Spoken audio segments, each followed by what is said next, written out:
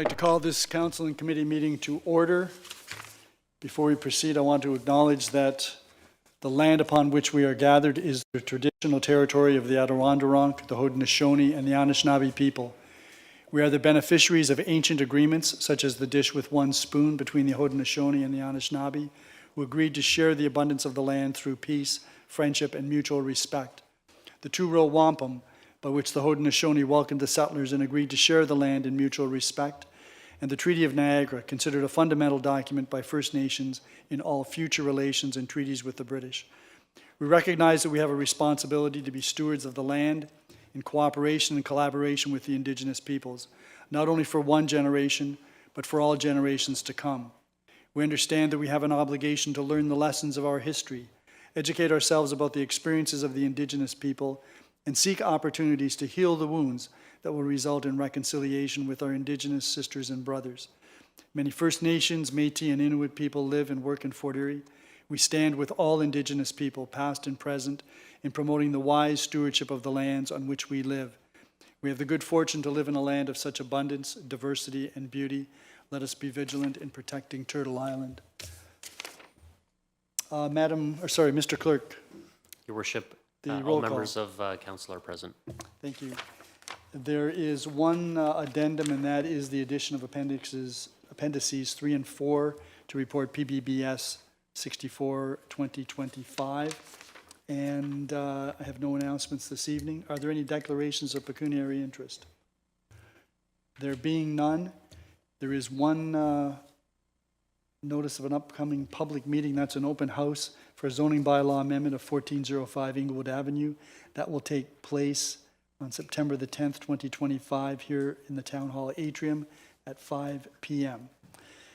We have a closed session, but the legal counsel is not here yet, so we're going to go to the next item on the agenda, which is public meetings, of which there are none, and that takes us to the consent agenda. Does anyone wish any of the reports removed from the consent agenda?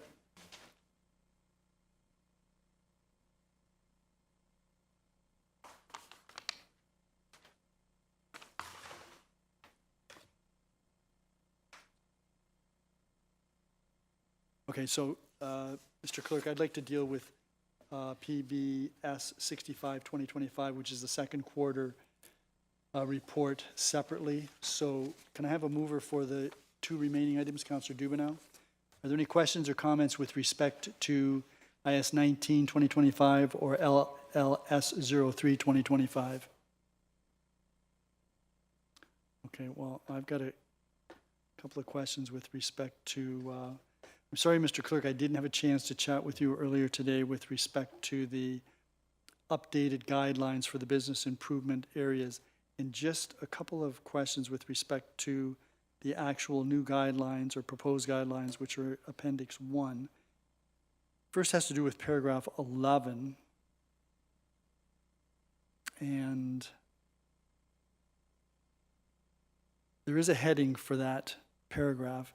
I believe that those items should be included in 11.1 so that it's clear what that paragraph is referring to, because it is referring to those programs that are highlighted at the top of that paragraph. And 13.1, I wonder if we just get some clarification on that. This talks about the town ensures comprehensive general liability and property insurance coverage is provided for the board annually at its own expense. Is its own the town, or is that the board? Through your mayor, my understanding is that is the corporate expense for the town, unless the CAO determines otherwise, but that's my understanding. So you might want to word that as at the town's expense if that's the case. And then the last couple of lines dealing with amounts paid in settlement up to a maximum of $5,000, and the town assumes responsibility for the payment of any additional amounts up to the deductible limit. Can you explain what that says? 13.1.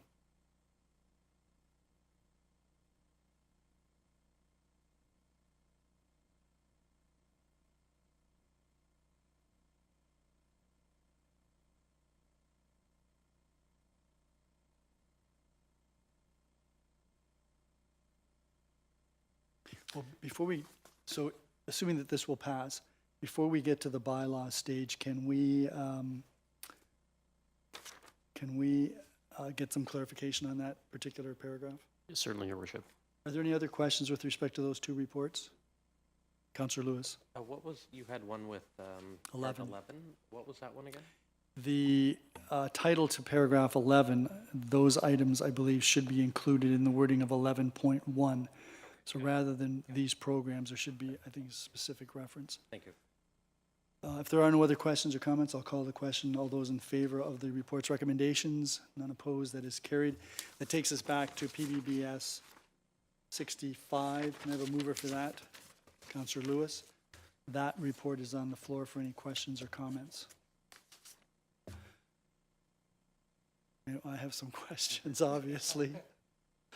So I had an opportunity to speak with Ms. Dowaria earlier today, and I'm just wondering how the 184.7 absorption rate was calculated in view of the more recent numbers that we've had for housing units. Ms. Dowaria? Mayor Redekop, we have Felicia Ferrucci here. She would be able to answer that question. Okay, Ms. Ferrucci, you'd have to come up to the podium and we'll turn on your microphone. We don't want you to be too relaxed while you're here. Yeah, so how we get the absorption rate is we take the 3 years of building permits and then divide it. Let me just get my paper out. That was 5 years. It's 3 now. That's why the numbers might look a little bit different to you as well. I don't know if it actually says it on here. But yeah, so when the permanent activity increases, the years of available supply decreases. And then obviously in reverse, when permanent activity slows down, the years of available supply goes up. So I think that on the actual report, it tells you.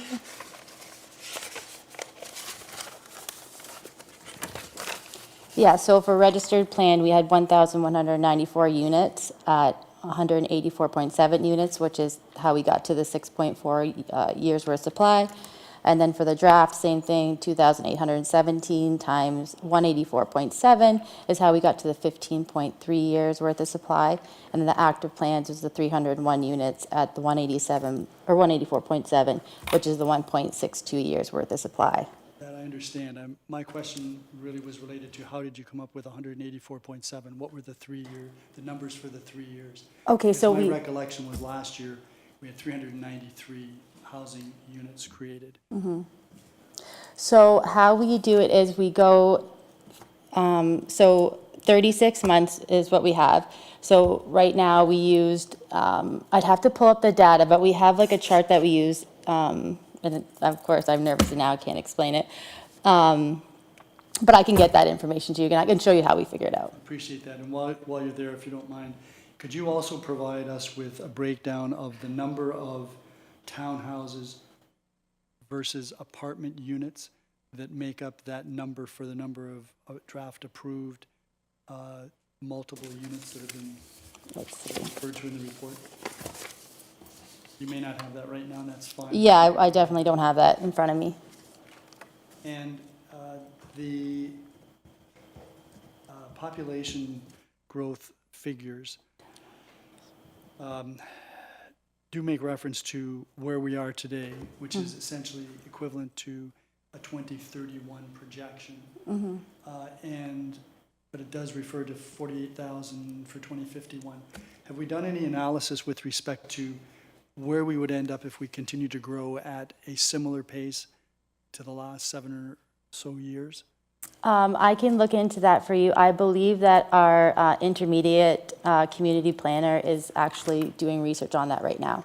Okay, and it would be helpful as well if we could have some demographic information with respect to that additional population. Okay. Because I believe that would assist us in determining what kind of housing need we have going forward as well.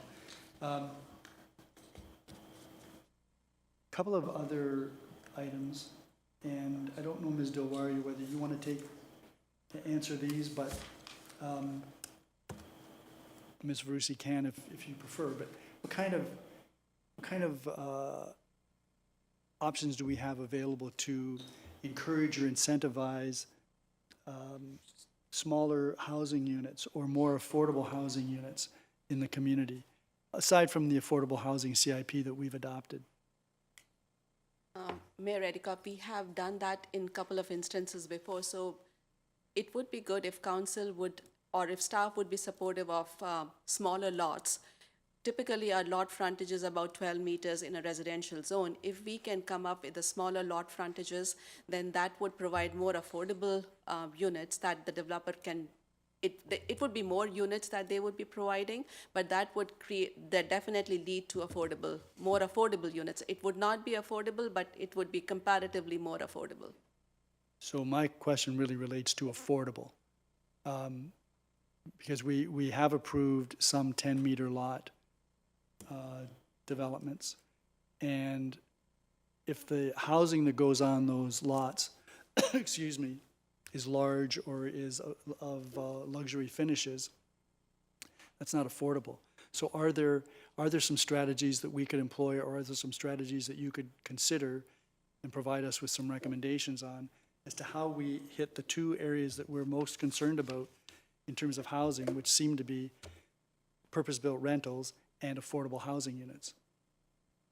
In our official plan, in our strategic growth areas, we would be looking into community permit system, which by that process, we would be able to ask the developers to provide affordable units. We can ask those, we can make it mandatory. But other than those strategic growth areas, it would be, we can only encourage developers to provide affordable units, because based on the bulletin, the affordable rates are pretty low, but we can definitely look into other options that we can do to incentivize that. One final question. Are there strategies that we could utilize in order to encourage builders or developers to construct more single-family or semi-detached dwellings, as opposed to this endless litany of townhouses that we now seem to be getting for every development? Mayor Redekop, we have been trying to encourage developers to provide more single as compared to townhouses. We have been emphasizing that at the pre-con, but we can be more upfront about that. I'm going to get to the CAO, because I know the eyes behind my head here, Councillor Lewis, have indicated that Mr. McQueen wants to speak. But in terms of the zoning, is that one of the strategies that we could utilize in order to maybe encourage more single-family or semi-detached homes as opposed to townhouses? Absolutely, we can do that, and we can let the developers know when they are submitting an application, they have the right to submit an application, but it's council's decision when it comes to the approval of the application. Okay, and now you're getting ahead of me into the next report. Mr. McQueen. Thank you. Through you. The first was, I was going to wind back to the question that you had about population growth and what's the trending been.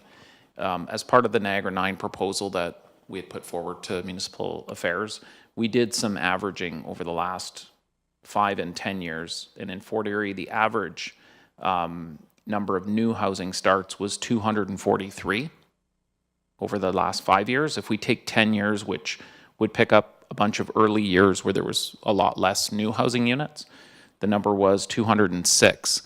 What is noticeable, though, in the report, the Q2 report, you'll notice that 2025 has been a much lower permits for new housing units, and there was a bit of an anomaly in 2023 where we were at 111 housing units. So we have 2 low years in the more recent history of 23 and certainly this year in 2025. So in terms of population growth, just more a point of reference that we're creating about 240 new housing units on average per year. And the second part of the question I was going to respond to was around the purpose-built rentals and some of what's happening with the region's consultant on affordable housing incentives. There seems to be some consensus among the area CAOs that the incentive program that the region's looking to put in would be probably most favorable across the region to focus on purpose-built rentals as the affordable housing option, or grant programs that would favor purpose-built rentals, maybe not exclusively, but that seemed to be a consensus around the table. So some of your comments around that being one of the housing areas that are of highest need, I think there is justification to that and some merit in that being the focus, but I'm not sure that the region's consultant has come back yet to regional council, but I would suspect that that will be the focus. Well, thank you for that. So I guess we're to infer that the absorption rate is calculated anew every quarter. And Mr. McQueen, is that prudent? Or should we be looking at a longer range as opposed to shifting every quarter? Because the numbers would fluctuate quite wildly. Last year we had 393 housing units, so one would think that even with 111 the year before, we'd be at a much higher rate than 184 because it's been typically around 250 the last while. So is it prudent to be shifting that every quarter, in your view? I haven't been involved directly with the absorption rate calculations, but I can certainly follow back with staff to see what assumptions we're using in terms of the absorption rate, and I think that would we be can helpful. take a look at that for sure. Okay, thanks very much. Councillor Noyes? Thank you, Mayor Redekop. I just wanted to also comment on the affordability. I know we'd like to point our fingers at the developers and say, their costs and stuff. But I think we also have to look at ourselves in regards to the cost before people even put a shovel in the ground, what they have to pay the town, the region, everything from the pre-consult fee to the tree fee to the lateral fee to it goes on and on and on, and our development fees. That is a big part of the cost. I wonder what the percentage is on average for a house that's sold for $300,000 or $400,000, what the percentage of have to pay the town or the region is part of that. Well, I guess we'd be looking for a $300,000 or $400,000 brand new home because there aren't any that I'm aware of. They're mostly 600, 700, 800, $1 million. So that when you look at $150,000, if that's what all those charges, including development charges, added up to, that's a small portion of the actual cost. And I agree with you, but if we go to the smaller homes, the smaller whatever, it doesn't matter if your house is this big or this big. So that's not going to change, but hopefully the price will drop, but our development charges won't because they are what they are. Well, I quite agree with you.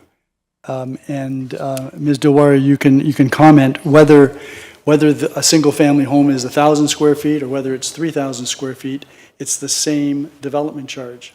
House is a house. And whether it's a single-family dwelling or a semi-detached home, the development charges are greater than for a townhouse. Correct? I would have to look into, but I assume you're right, yeah. They are. And you could get more townhouses on a hectare of land than a single or a semi. And I suppose that's an encouragement to a developer to want to build townhouses. Okay. Councillor Noyes? And just going on that, it wasn't a few minutes ago we talked about we wanted to discourage townhouses and more single-family houses. Like it's a quandary that we're in. The townhouses are built because they're cheaper, and people can become more affordable. So it's one of the it's one of these situations we'd love to have our cake and eat it too, but we're not. The problem we're faced with is they're not more affordable, and so if the objective is to get some of the residents in town who are overhoused to move from their homes to free those up for the market, they can't even move into a townhouse because they're too expensive. More affordable to build. They're more affordable for the developer. They're what I cheaper. think. Yeah, That's that's what you mean. that's what I'm That's saying. what you I think meant. she was getting to. Yes, they're cheaper for the developer to build, hence they want to build townhomes. And we have, hence the question I asked about the breakdown between townhouses and apartment units in that multi-use category that says how many of those units we've got, which far outweigh the number of single-family homes that we've approved or draft approved. Thank you. Anyone else? Thank you, Ms. Ferrucci. Then I'm going to call the question. All those in favor of the recommendations in the second quarter report? None opposed, that is carried. So I need a motion to go into closed session because I see we have Councillor Lewis. Any questions or comments about going into closed session with respect to the Rebstock Road OLT application pursuant to Section 239(2)E of the Municipal Act? All those in favor? None opposed, that is carried, so we're going into closed session.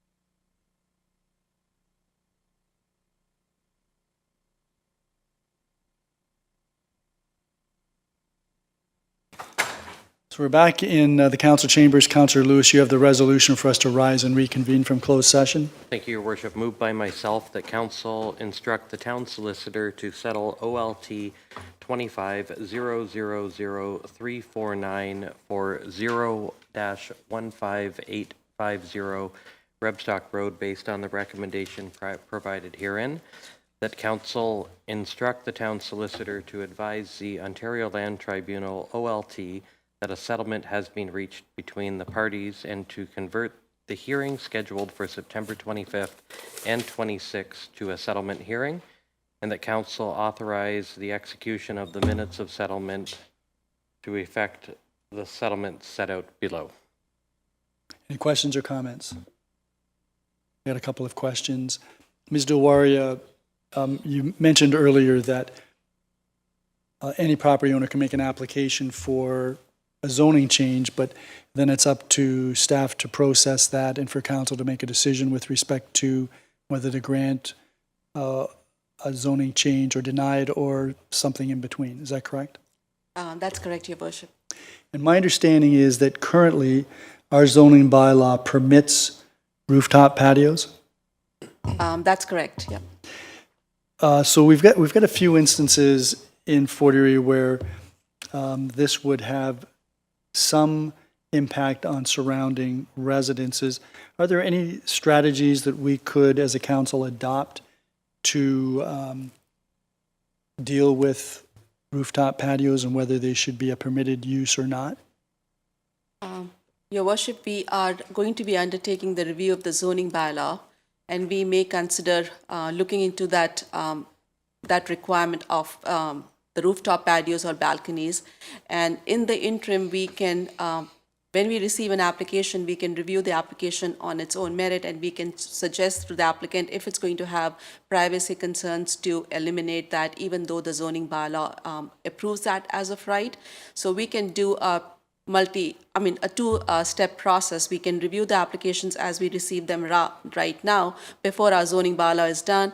And when we are reviewing our zoning bylaw, we may consider looking into that option as well. So in short, for the time being, until the zoning bylaw is amended to reflect the new official plan, council does have the ability to impose certain restrictions with respect to any zoning amendment that is granted. Is that correct? That's correct. Okay, thank you very much. Any other questions with respect to Councillor Lewis's resolution? Then I'm going to call the question. All those in favor? Opposed? That is carried. That, since we've already gone through the consent agenda, that then takes us to Planning, Building, and Bylaw Services, and Councillor Christensen. Thank you, Your Worship. This session of Planning, Building, and Bylaw Services is now in session. There are no presentations and delegations, but there are several reports this evening. The first report is PBBS 6220-2025 Heritage Property Designation for 2782 Eagle Street. And I have a mover to place that report. Councillor Dubanow moves. That report is now on the floor for questions and comments. Councillor Noyes. Thank you, Councillor Christensen. I'm not going to be in support of this. I think the owners are not in support of the designation. I think if you look at the pictures, it's an old, looks like an old house, basically. It used to be used as a schoolhouse. And I think there's several of them around town that have been converted into homes. I know there's one in Stevensville. There's two in Stevensville. There's one on Sodom Road. They're all over the place, and they've been converted into homes. I'm reading the owner's concerns, and they've already looked into their insurance and the cost of the insurance, et cetera, et cetera. They've also indicated that they've been taking excellent care of the building. They bought it because they like the old building, and they want to maintain it. And not just this property, but one of the heritage features is the windows. So I would imagine those windows probably are not very energy efficient.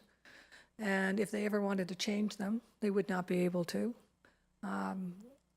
without getting a lot of permission or having somebody come in that is a heritage restorer. So for all those reasons, I'm not going to support this. They don't want it.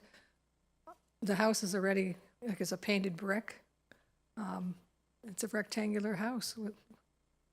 There's nothing significant. Now, I would suggest, though, that, again, if they are willing to put a QR code or a plaque or something there, that someone who can, I think the history is important. I don't necessarily think the house is, the school's important. The history of the house is more important than the actual building, in my estimation. That if they had something that they could, at the site, say, okay, this was the use of it, we used it as a school, it was a school number 7, et cetera, et cetera. And then if you hit that QR code, they can go and see all the pictures of the different students standing in front of the different the school and the different changes to the school over the years. I would be all for that if the owners wanted it, but I'm not going to support the designation. But I think there's other ways we can maintain the history of this building. Thank you. Councillor Lewis. Thank you, Madam Chair. I'm not going to draw out the discussion, but I too will not be supporting the application for 2782 Eagle Street for the similar reasons that Councillor Noyes has given. Councillor McDermott. Yes, thank you, Madam Chair. I feel the same way. I think this is one of these cases. The people that own this house right now are up in age, and I really meant this house to be a house that their children could enjoy.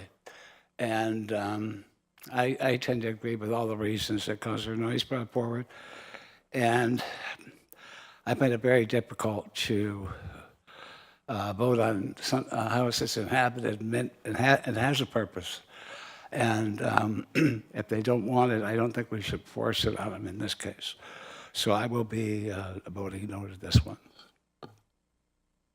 Councillor Dubanow. Well, thank you very much, Madam Chair. I have a feeling I know how the way that this vote is going to go, even though I won't be agreeing with the way the vote goes, because I will be supporting this. And I want to mention something for my colleagues on council, and I have a great deal of respect for the colleagues who are here. I understand their positions on this issue. It's one that I disagree with for several reasons, but what I ultimately want to articulate here is, when we're looking at these applications, I would hope that when we look at them, we look at the applications on their merits of the heritage aspects and not other ancillary items that come up. And the reason I point this out, this is an issue of built heritage in our community. And when it comes to environmental issues, when it comes to issues of, our natural heritage, I don't think we would be having these conversations if we wanted to designate a property as a natural area. If there was, if the owners didn't want it because they felt that for whatever reason they couldn't market it or sell it or whatever, we would never have this discussion here at council. At least certainly during my time here on council, I don't think that has ever been anything we've raised, because we look at the value of our natural heritage and we want to protect it. And me as an individual councillor here, I look to the city of Hamilton. I look at, they have a wealth of built heritage in that city, and they have lost that much more. And, I look back at the Lister block, and this was something that happened, I want to say maybe 20, 25 years ago, and they fought so hard to protect that in downtown Hamilton, and that really got me interested in heritage properties and the need to protect these. And so, I understand where my colleagues are coming from. I understand that this may not be a popular opinion with some residents in the community, but I view it the same way as I do natural heritage. If we're willing to preserve, a wetland, a woodlot, if we're willing to do something like that to preserve that for future generations in our community, I feel very similarly about built heritage as well. And we have a recommendation from the Museum and the Museum and Cultural Services Advisory Committee stating that this is worthy of designation. I work very closely with that committee. I agree with their assessment, and it does meet the criteria, so I'm going to be supporting this. But just going forward, I hope that it's one thing to continually say, you know, we want to protect our natural heritage, but we also have built heritage. It ties us to our past, it ties us to what our community was, and it holds us to where we're going in the future. So I understand my personal opinion can't win them all. I don't think I'm going to win it on this one, but my colleagues who I have a great deal of respect for, I just hope this is something we keep in mind. Thank you very much, Madam Chair. Thank you. Mayor Redekop. Thank you, Chair. I would remind council that we've adopted preserving our heritage, our built heritage, as a strategic goal, just like preserving our natural heritage. So I start from that proposition. I also want to say that the idea that you can't get insurance for these houses is a bit of a stretch. It's clear that heritage features cannot be insured. So even the government's website indicates that, makes it quite clear that these properties can be insured. There may be a bit of a educational component to some of the brokers that are out there, but that in itself shouldn't be the reason why we wouldn't designate a property. And I agree with Councillor Dubanow to the extent that if we value the heritage of this community, then we have to take some steps at some point where we say this is going to be designated, because we believe that for the benefit of the future of our community, it's important that we retain legacies of the past, which is what these buildings are. And I'm not particularly persuaded by the attitude of the owner, because some owners don't want to have their property encumbered in any fashion. The difficulty is, in some of these, this is for me, this is an easy example. But for some, we're going to run into some properties which are definitely, by everyone's estimation, heritage properties that we should be attempting to preserve. We've already, I think, made that decision with respect to One Burns Place. It's a property that the owner doesn't want to have designated. We believe that it's an important building in our community's history.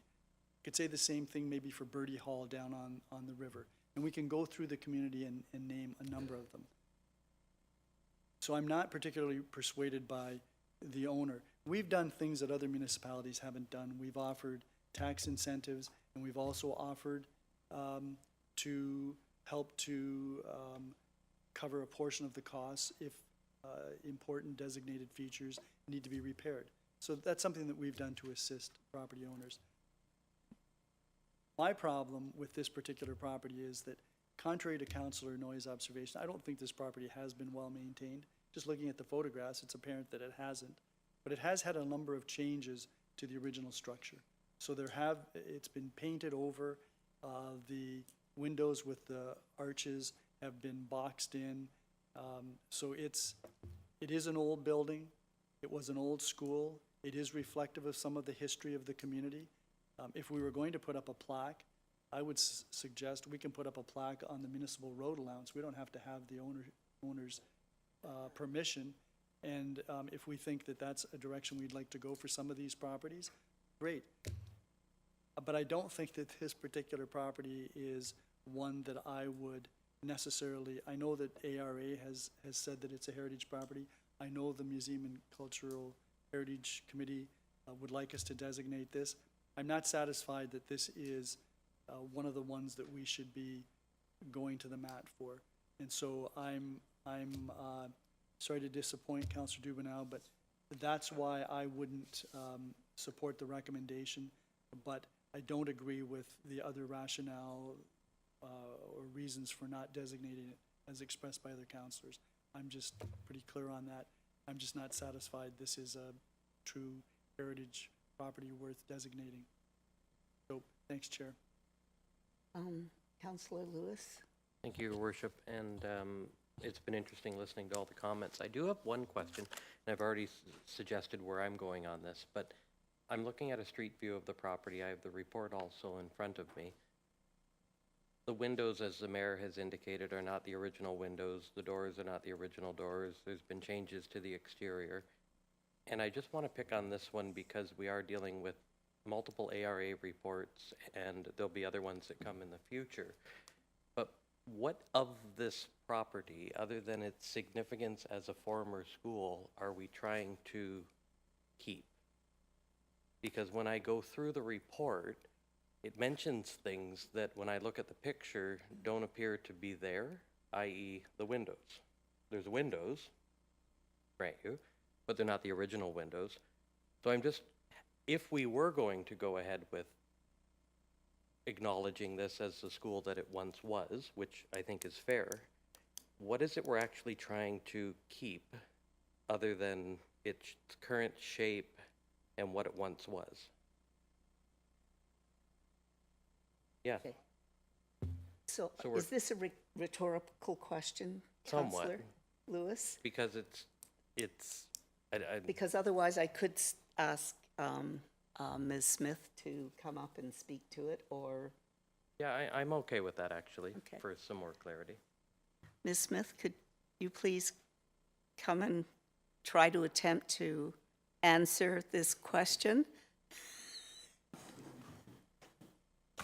Through you, Madam Chair, to Councillor Lewis. So the items that we would be looking to protect are the attributes that are listed in the ARA report on Table 6. So, so it's on page 18.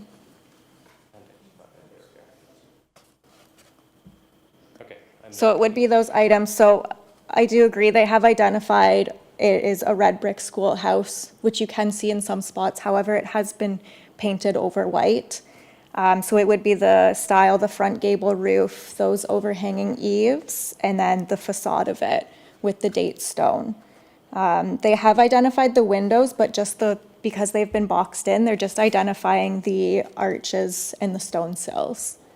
So those are the items, if we were to designate it, that we would be looking to protect. And that answers my question perfectly. Thank you very much. Councillor Noyes. The other thing, I think, when we designate a property, and I agree with the mayor that perhaps it's not been the best maintained property, but maybe that's what they could afford to maintain. And we have no idea what the interior looks like. And, but once a property is designated heritage, then it's incumbent on the owner to maintain the heritage features, and I would imagine if the heritage features are in poor shape, they're going to have to pay to fix them. And they may not have the money to do that too. And that, I'm sure some people would be very concerned about that, because you would need a particular type of architecture, architect that does restoration, et cetera, et cetera. So the cost, once we designate a property and we say, okay, this is it, these are the features, it may be a very expensive cost to the individual to maintain or restore to what the town may require for it to be restored to. And I think we have to keep that in mind too. Thank you. Your worship, you had your hand up earlier. No? Okay. Okay. Councillor Dubanow. Oh, Councillor Flagg, do you have any? No. Okay.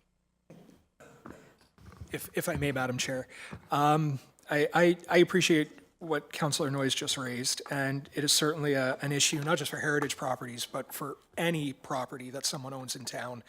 I'm fortunate enough to be a homeowner. I say that at my age, it's a little more unusual these days, but it's not cheap to have a house, regardless of whether it's a heritage house or not. It's you know, there's maintenance. To Councillor Noyes' point, I think it's important to point out that any property can be subject to a property standards order or a lot maintenance order regarding the way it's being maintained and held together. And you know, to be fair, we recognize that there could be aspects to heritage properties that, you know, require money to keep those heritage features intact, and that's why we have a program in place where we match any of those costs. So it's not like we don't recognize that. We absolutely do. And me as a homeowner with a house built in 2016, I don't have that benefit because it's not a heritage property. But someone who does have a heritage property, they benefit from property tax incentives. They benefit from, you know, the incentives to ensure that the heritage attributes are well maintained. So I think it's important to say that. I understand where Councillor Noyes is coming from. Finances can be a challenge for anyone at any time in their life, regardless of what kind of home they have. Anyone who owns a vehicle knows that there's a cost to do this. It's just, I look at it here and, if we're concerned about the cost to maintain these features, we're willing to help out because it's a heritage property. Anyone else in town, and believe me, there are properties in Ward 2 that have fallen into disrepair, that have property standards orders. We don't go to the bat for them the same way. So I think it's, again, like I said during my earlier comments, I would hope that we look at this strictly from the perspective of heritage. Does it meet what we're trying to achieve in this community to protect our built heritage, and not get into the weeds of, well, it might cost some money, well, it might do this, because that applies to anyone who owns a home. We do what we can in the municipality to assist those individuals because they are giving something to us to preserve the heritage. We are giving something back and offering incentives financially through taxes and through upkeep and renovation. So I have a great deal of respect for my colleagues on council. I just hope when we look at these, that we look at them from their merits of preserving built heritage the same way we would for natural heritage. So that's all I wanted to say, and I'm done with my comments. I think I know where this is going to go, Madam Chair. Thank you. Are there any other comments? There being none, I will call the question. All those in favor? All those opposed? That recommendation fails. We move on to the next report, which is PBBS 6320-2025, moved by Councillor Lewis. This is a heritage property designation of 400 Central Avenue. The report is on the floor for questions and comments. Your Worship? I support this one. Councillor Lewis? I was just going to say this one makes sense. It's just unfortunately in the wrong location, but we can't have history go completely backwards. But, Yes, I would agree. Yes. Councillor Noyes? My only, and I'm in support of this because the owner is in support of this, which happens to be us. But I'm wondering why the plane wasn't included in that. The plane's outside the designated area. I'm just curious. Oh. The owner didn't want When the train's in there. Director DeLaria, are you aware of why the plane wasn't included? Madam Chair, I'm not aware. Okay. All right. So if I should want to fly, I can do so. Thank you. Are there any other questions and comments? No. Okay. That being said, I'll call the question. All those in favor? Opposed? That report carries. Our third report this evening, PBBS 64-2025, Proposed Draft Plan of Subdivision Information and Recommendation Report for Spears Gardens Subdivision, formerly the Lulong Ping Subdivision. Can I get a seconder or a mover? Councillor Lewis, that report is now on the floor for discussion and comments. Councillor Noyes. Thank you. Thank you, Councillor Christensen. There's a lot of information in this report. And my concerns when I'm reading it back and forth, because I'm more concerned about the drainage. I just want an update on the infrastructure, because there's some that says, yes, it can, and the older one says, no, it can't, and the region says no, but then they say yes. And it just keeps going back and forth. And I'm just, to conclude, we're not worried about the basement flooding, like the 1.8 water table. We're not worried. I did find the pond, by the way. I did find the dry pond. Are we confident that the stormwater management and the infrastructure can handle this development? Mr. Frost. Through you, Chair. Yes, the two components, the stormwater is handled through a dry pond with oil grit separator coming in, and it is adequately sized for this development. Moving down in the future, we have asked that the future development further to the east would also be considered in how this pond would operate in terms of any upsize requirements down the road when that development comes online.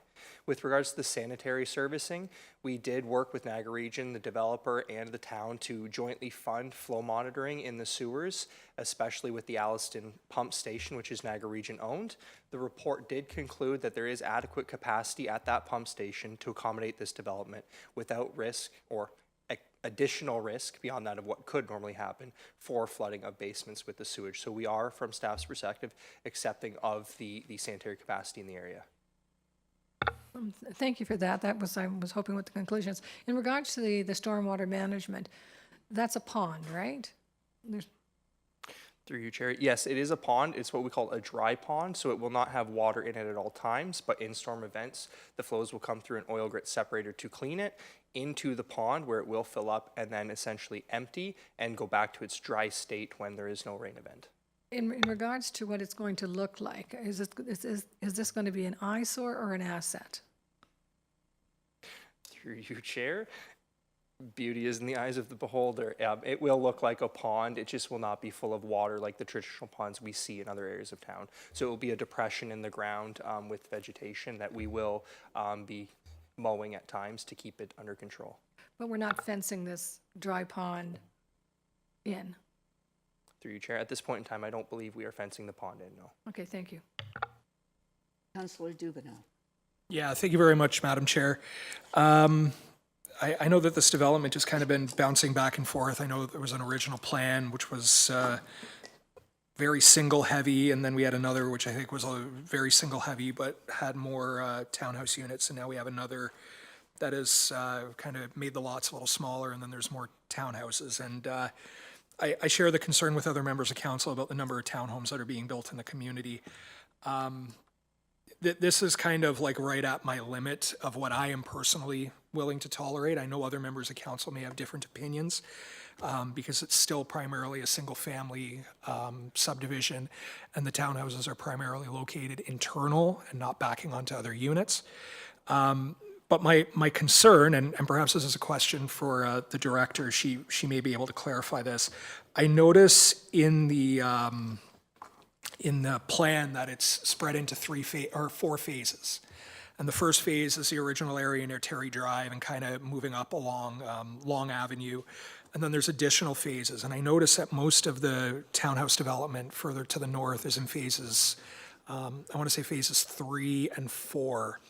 And so my question, Madam Chair, is we've already had several revisions to the subdivision. I know we have other subdivisions in town which construction has started and revisions are coming in to further increase the density, include more townhouses.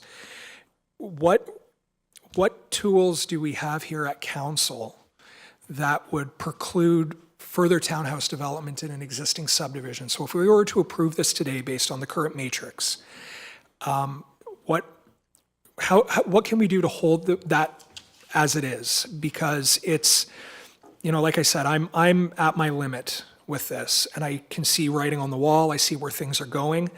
I don't want to be here, a year or two from now and then find out that all the singles in phases 2, 3, and 4 are being eliminated and changed to townhouses.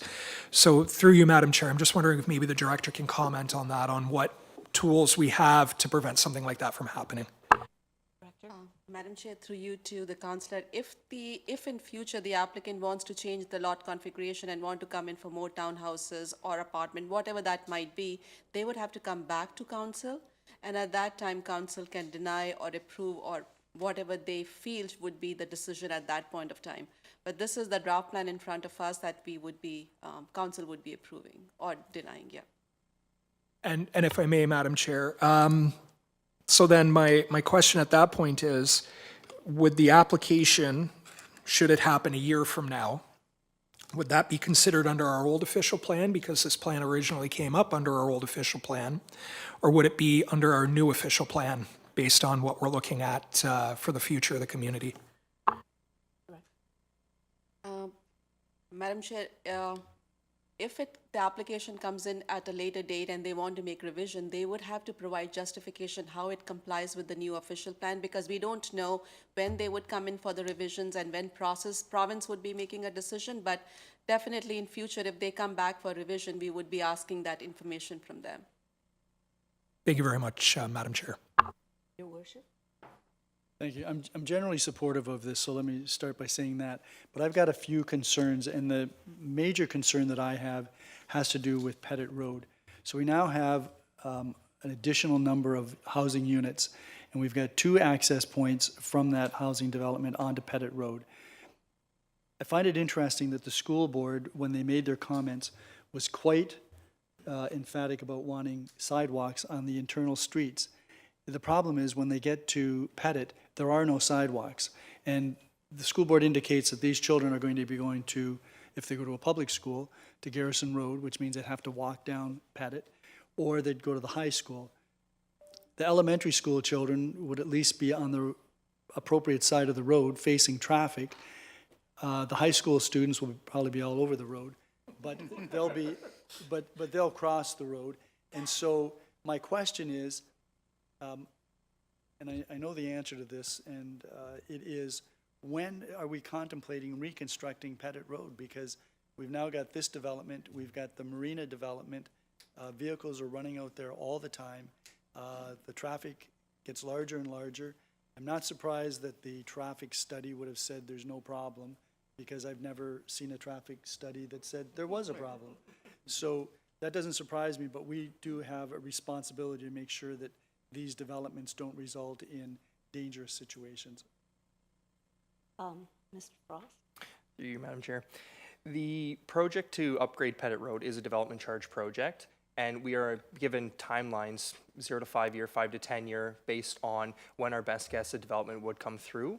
When we did our capital budget and 10-year forecast in prior years, we had taken a stab at figuring out when this would come through, and we had put it out in 2030, because at that time there was no or little movement on this development. Since then, we've seen this accelerated in the plan. So come the 2026 capital budget, we are able to bring this forward to move it ahead of schedule, if so directed. Well, that's an excellent answer, Mr. Frost, because that's a concern for me. The second concern I had, when looking at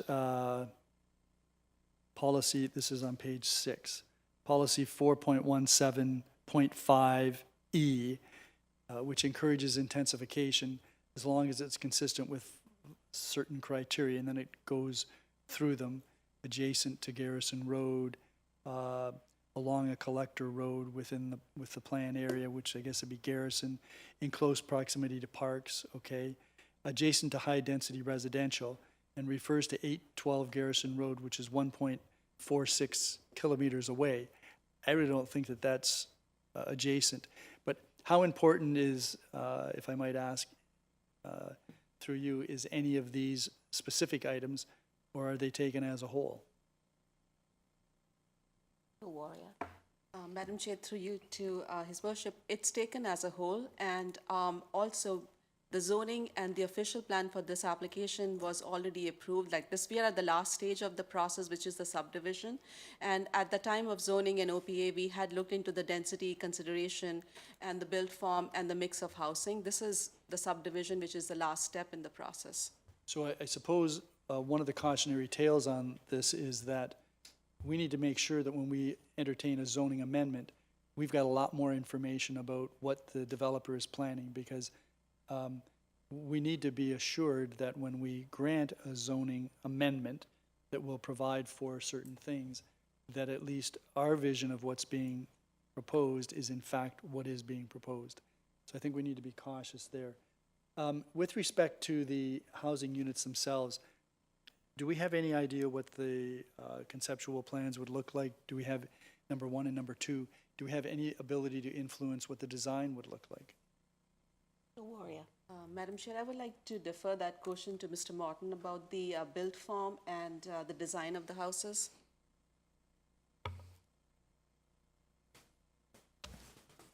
Thank you, Chair. Through you. So when we were here on February 10th, there was a presentation made to council that included some draft renderings and elevations. So if you'd like, I can send those to everybody again. What I will say is that we would have limited control over the building material choices due to recent amendments brought forward by the province. I hope that answers your question. It does. So once again, the provincial government is the culprit. But insofar as we, Madam Chair, insofar as we've had experience with the developer or the proposed developer, I would hope that we can have some dialogue with respect to this, because I really cringe at the prospect of another development where all of the units look the same. I mean, that doesn't do anything for the community, and certainly I can't imagine it's helpful in marketing these properties. And so hopefully we can make some headway there. I had another question with respect to the street names. Have the street names already been approved? Through you, Chair. It's my understanding the street names have not been approved at this point. It has been included as a draft condition. Right. So then I would hope that staff will bear in mind that we have been quite concerned about making sure that street names in this community for new developments are somewhat reflective of the history of the community. A lot of history in that area, and I'm sure that, again, working with the developer, whom I think we have a good relationship with, maybe we can make some headway there. Another question that I had, this won't be for Mr. Morton. Thank you, is, Mr. Morton. with respect to the sump pumps. Condition 35 in the draft conditions says that the sump pumps will drain on the surface as opposed to into the storm sewer. And I've never really understood that policy. Can we get an explanation as to why that makes sense? Through you, Madam Chair. Yes, with our storm sewers, they're designed for a 2-year storm.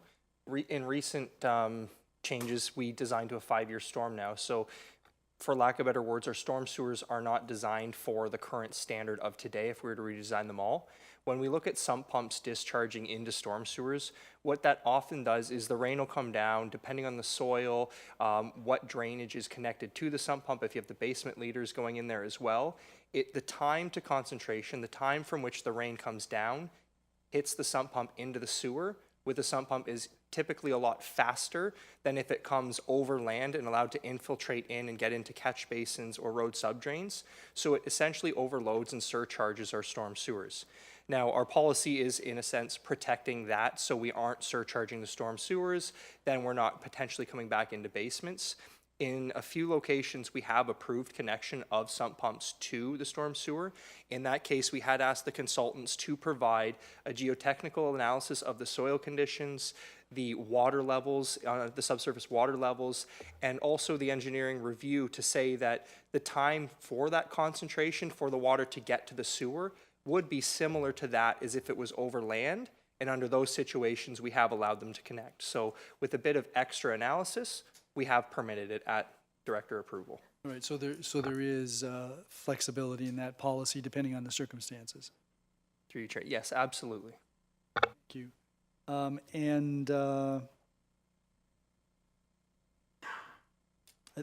Those are the questions that I have. I will support this. Those are the concerns I have, and the big one is Pettit Road. Councillor Noyes. Thank you, Councillor Christensen. I did have an opportunity of talking with Anamika earlier about the sidewalks and the bus. And I'm just wondering, and I got the same answer, it's 2030 is when we have it scheduled, but we may be looking at updating it. Is there any way, I guess we don't know yet about the busing. We don't know. I'm hoping that in this particular subdivision with all these houses, they would actually go in and around as opposed to picking them up on Pettit Road. Is there any way we can kind of encourage that? Ms. Gilroy. Madam Chair, we can definitely convey that the wishes of the council to the school board, but as of now, this is too early in the process to know. Yeah. And I can appreciate, and if for whatever reason, this this building, these houses go up and they're built, and we don't yet have Pettit Road yet, it's still kind of down the road a bit to be, for reconstruction, is that we do think about creating at least a platform where the kids can stand and wait for the bus if the bus driver decides, if the school board decides it's going to be a Pettit Road.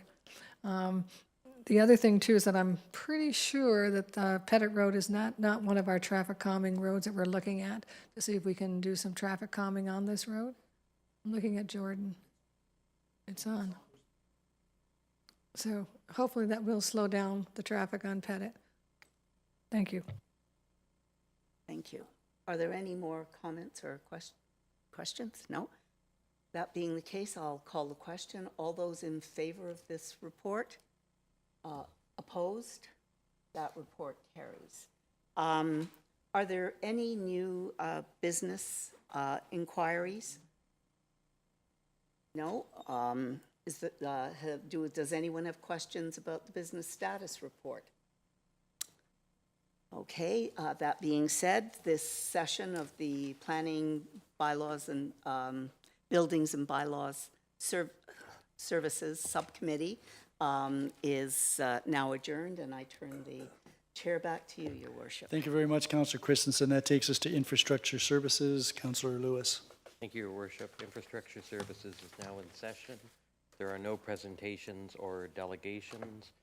We have one report, which is back to council from a deferral in July 21st, and that is report IS 18-2025 tender award for the Gibson Center expansion. I have Councillor Flagg, who's put it on the floor. Any questions or comments from council, Your Worship? Yeah, so when this was before us in July, there were a number of issues that had been raised by a number of councillors with respect to the increase in the cost for the project. Wanted to get some information relative to the scope change and why there was $1 million worth of furnishings and equipment, I think, which we wanted some explanation on. There were some other things. We haven't received a subsequent report, and that could be because there was such discouraging comments made by councillors. I'm not going to support this. I think I'd want a lot more information. I'm not prepared to spend $7 million right now on changes that may be necessary at Gibson Center, but I would hope that there would be some alternatives that could be presented to us going forward, maybe at budget time or maybe sometime thereafter, to give us some clearer understanding of what actually is required, why there was such a large increase in the scope and the cost. So that's all I've got to say, Chair. Thank you, Your Worship. Any other questions or comments from council? Councillor Dubanow? Yeah, thank you, Mr. Chair. I'm of a similar mindset to the mayor, and I would actually like to move an amendment, if I may, although I'm wondering if other councillors would like to speak to the report first before we go on to the amendment. I'll do one more call and then come back to you. Are there any other councillors that want to speak to the report before Councillor Dubanow goes forward with his amendment? Councillor Christensen. Thank you, Chair. I concur with the comments of the mayor with respect to requiring further detail with respect to the increase, recognizing much of what we know about increases in construction costs over the past 5 or 6 years, particularly through the pandemic period. But I would certainly want to ensure that also being mindful that this is a business setting for the town and that we are, our interest is significantly improving service and enabling staff to deliver the services that we require them to deliver, that they have adequate physical plant and resources to do that, and that we, whatever decision we make, takes the imminent need of considering that situation the purpose, the limitations on our existing spaces. It takes that into consideration, and whatever the decision here is, ensures that we do have due diligence with respect to our business capacity as a corporation. So I would. All good comments, Councillor Noyes?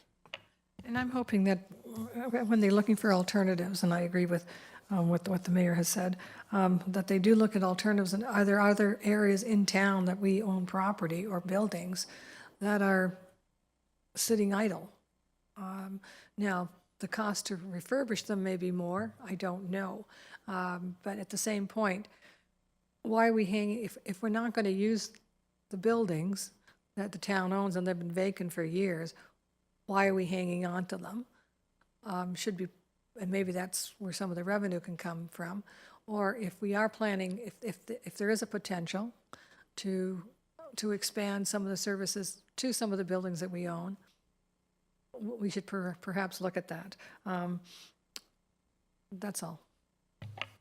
Any, Councillor McDermott? You want to join the party? Might as well. No, I agree with the mayor pretty much on this one. I think this could be a good exercise for us to look for these alternatives, whether that be within the properties that the town has or properties outside of that domain that might be worthy of us to consider. The expenditure's quite large. It grew exponentially for the first time I seen it. And to be quite honest, I haven't remember over the last little while that we've even discussed this. So when you see this from time to time, this is a big surprise for me. But anyway, I'm going to support the fact that we have to go back and get a report to see where we are with this. That's my comments. Thank you, Councillor McDermott. Councillor Flagg. I think I'll hold comment until I hear the motion that Councillor Dubanow is going to put forth. A bad move, and all of the comments I think have been great from Council. Councillor Dubanow, with your amendment. Yes, thank you very much, Mr. Chair. So I have something here that I'd like to put forward, that Council receive report IS 18-2025 for information, that Council does not award contract ISE 25T GCA 23 GCBE 25 to Niacon Limited at this time, and no binding award or contract execution shall occur pending further direction from Council. That Council refer report IS 18-2025 to staff for further review and report back with alternatives, including but not limited to temporary accommodations for staff, phasing options, alternative financing approaches, and the capital plan impacts of any delay, and that staff be authorized to take any necessary administrative steps to suspend award contract execution and to notify the successful bidder that no award has been made at this time. Your worship. I question whether that's in order. I think that this recommendation needs to be defeated, and then I think that motion needs to be put on the floor so that we can then deal with it in a much cleaner fashion, because the resolution is completely contrary to the recommendations. Dubanow, you will withdraw your motion at this point so we can go back to the report? Yeah, I think that's procedurally, that makes sense. Thank you. Thank you. Are there any other questions to the report that was originally on the floor before the amendment from Councillor Dubanow? Seeing none, I'll call the question. All those in favor of the report? I'm going to call that again. All those in favor of the report? All those opposed? The motion is defeated. Councillor Dubanow, back to you for your motion. Yes, I'd like to put that on the floor, but perhaps, Mr. Clerk, would you like me to read the motion again? Mr. Clerk? Through you, Chair. No, that's fine. I have the wording. Thank you. Okay. Councillor Dubanow, do you want to speak to your motion? I don't think it's necessary to speak to it in too much depth. I think my colleagues on council have raised the concerns that I have. I just hope that when we send this back, we have a fulsome look at it. Councillor Christensen raised some good points that, customer service delivery is paramount, but at the same time, there are financial implications to everything we do. So I hope we have a chance to look at this and maybe make a more, have a more fulsome look at it and have a different set of eyes on it, if I may. Thank you, Councillor Dubanow. Your worship. Just another point of order. I don't think we can receive a report after we've defeated it. So I think the first paragraph maybe shouldn't be in the motion. I'm totally fine with that, Your Worship. And to be fair, Councillor Flagg said the exact same thing to me after I said that, and I'm not on my A game tonight, Your Worship. Oh, no, that's fine. But the mayor is, and that's good. And Well, at least since we've Councillor Flagg is, and I just listened to him. since we've had an amendment that's now turned to a motion, can we just go back and have the motion read? I'd be happy to do that. Where we're going? Including the chair? Pardon me, sorry? Including the chair knows where we're going? Oh, fair enough. Yes, so I'll remove that first part, and that council does not award contract ISE 25T GCA 23 GCBE 25 to Niacon Limited at this time, and no binding award or contract execution shall occur pending further direction from council. The council refer report. If I may raise a point of order, can we refer a report that we've already defeated?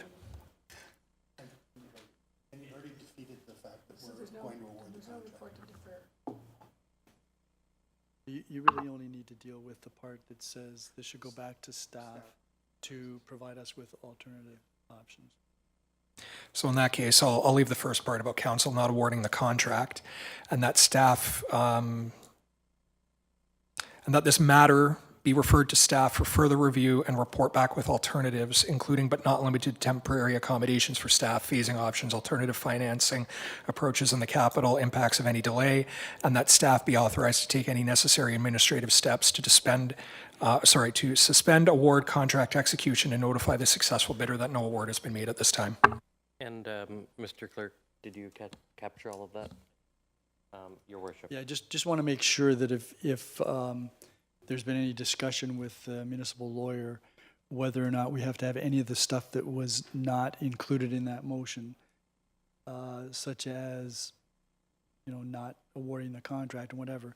Seems to me that if we defeat the original report, we obviously by definition, we don't award the contract, but I wonder if the CAO has any insights into whether that wording is necessary or not. That was actually the next person I was going to pick on. Yeah. Mr. McQueen?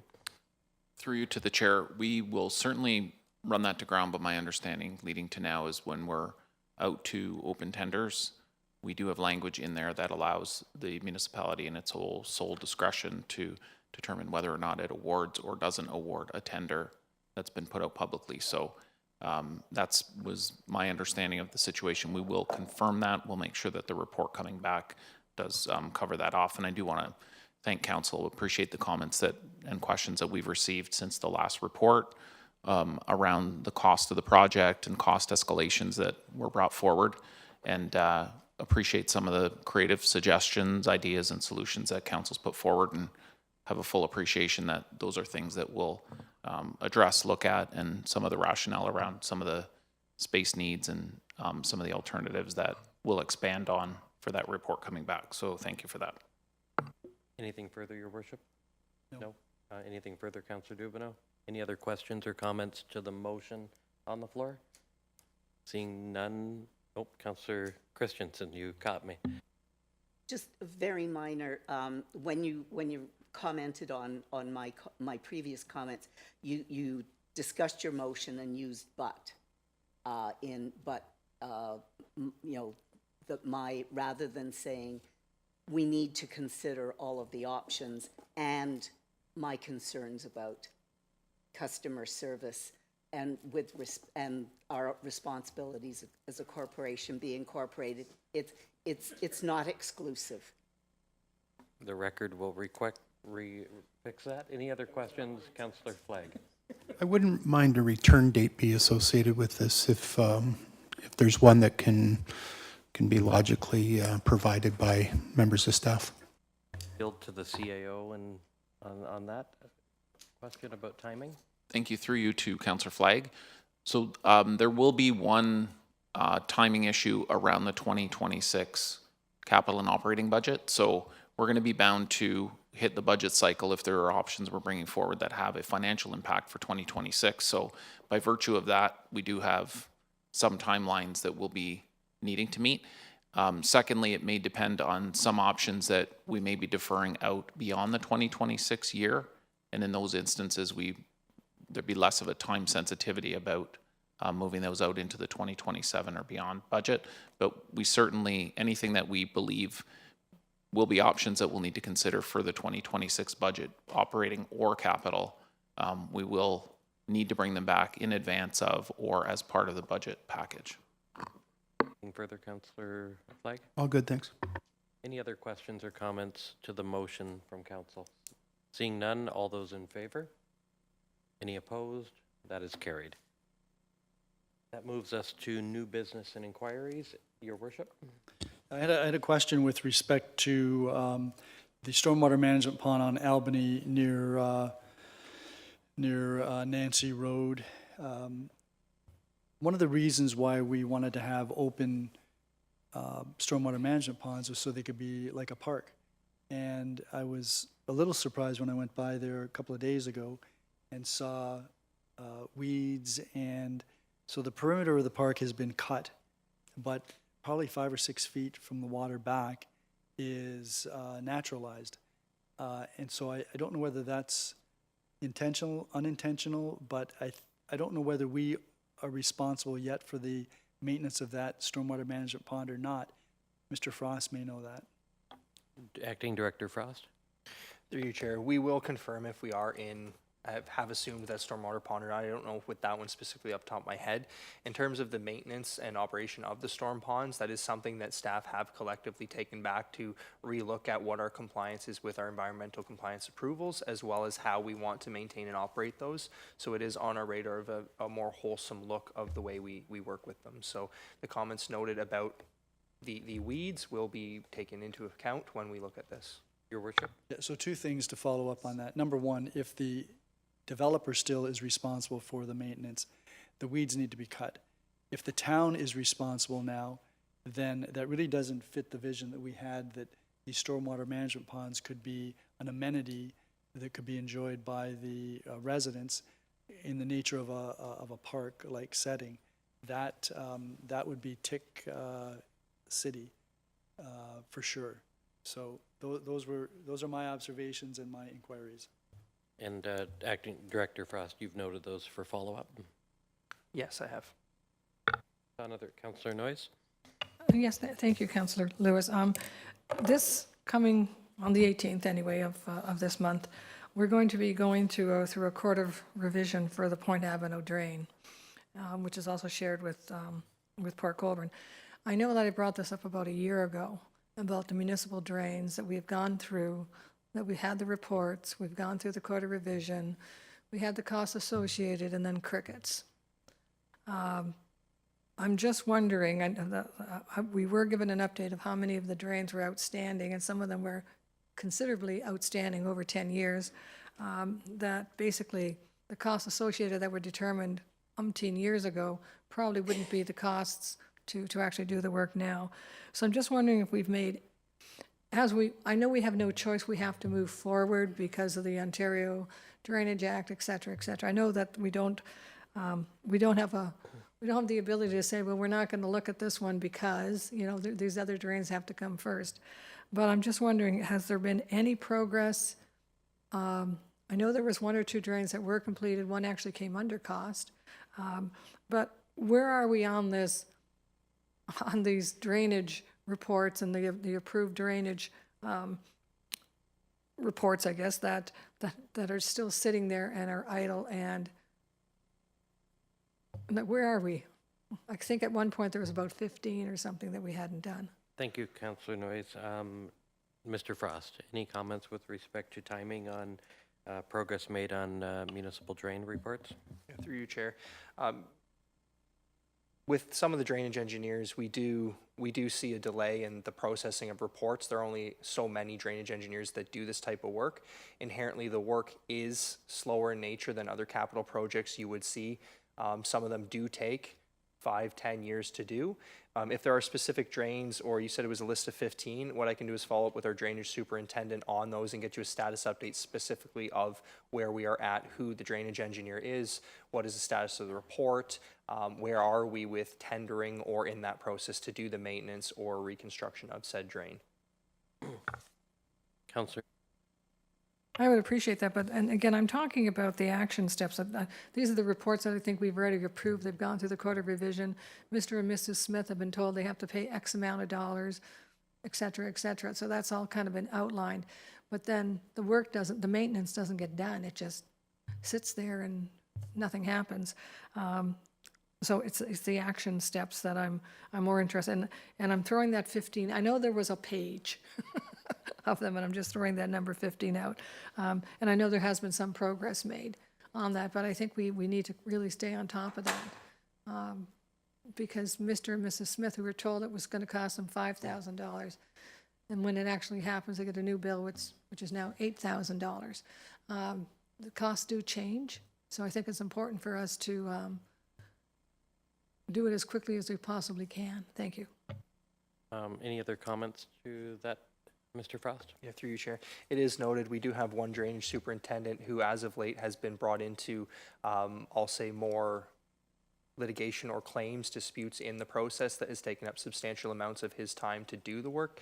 Under normal circumstances, we feel we can issue between 3 to 5 contracts per year for them to manage amongst their other duties. So there may be a backlog, but we will start to try to manage that work in a more efficient process and see what efficiencies we can do to move some of these along that have been standing a little bit longer, so the costs don't get too outdated and start to be a sticker shock. Thank you. And just to follow up on that, we have an IS meeting coming up. Could we make this part of maybe a line item for that meeting for an update? And We then certainly can. We could get over to you, Councillor Noyes, for your inquiry.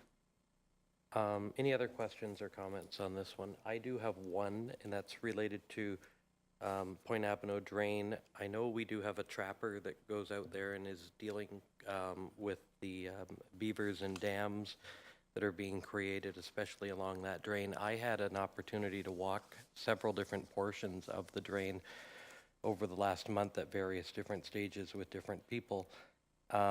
My question is, because it's come up with some of the neighbors speaking with the trapper in terms of, are we doing what we need to do to deal with the animal creating the dams?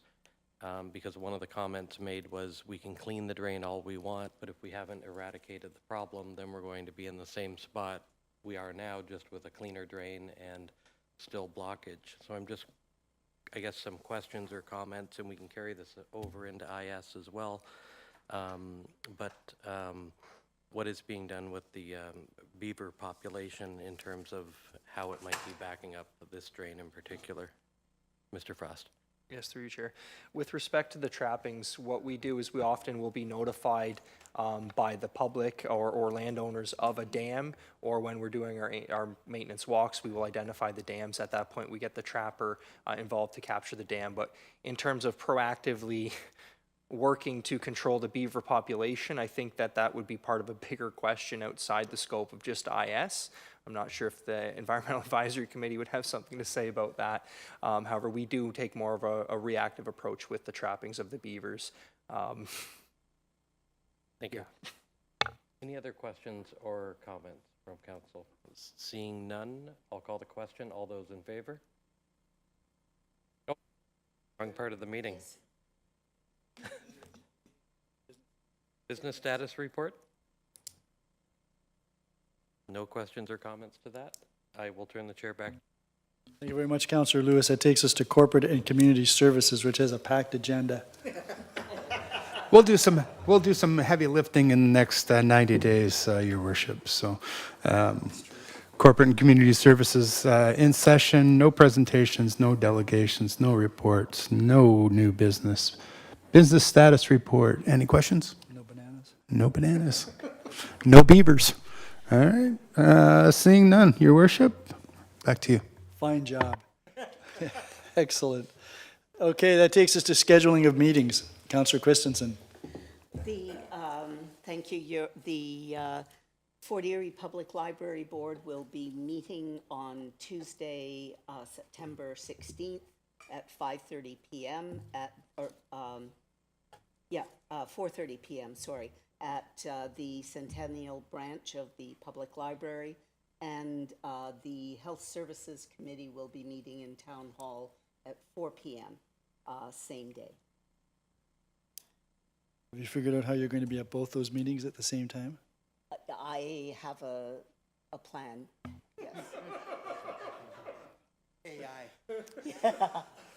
Councillor Dubanow and then Councillor Noyes. Yeah, thank you, Worship. The Museum and Cultural Heritage Advisory Committee has a meeting this Wednesday, which is September 10th at 1 p.m. here at Town Hall in Conference Room 1. Councillor Noyes. Yes, there is a playground grand opening in River Trail for AC Douglas Park number 1 on the 15th at 4:30 at the park itself. And the mayor is in charge of the weather, so we'll depend on that. And there will be cupcakes and refreshments provided. There's also a traffic coordinating committee meeting on the 17th at noon here in Committee Room 1. There's also the Fort Erie Not-for-Profit meeting on the 17th, but that's at 9 o'clock. And the Court of Revision for Point Dubanow is on the 18th, and that's going to be taking place at Port Colborne City Hall. And the AC Douglas playground opening is what time? Was that 4:30? 4:30. Thank you. Anyone else? I have one. Councillor Lewis. Crystal Beach BIA meeting, Crystal Ridge Library, 6 p.m. Wednesday, September the 10th, which I can't believe I'm saying. Okay, if there are no other meetings to announce, Councillor Dubanow. Yes, Your Worship, I'd like to move that council and committee adjourn at 7:25 p.m. this evening. All those in favor? That is unanimous. Thank you.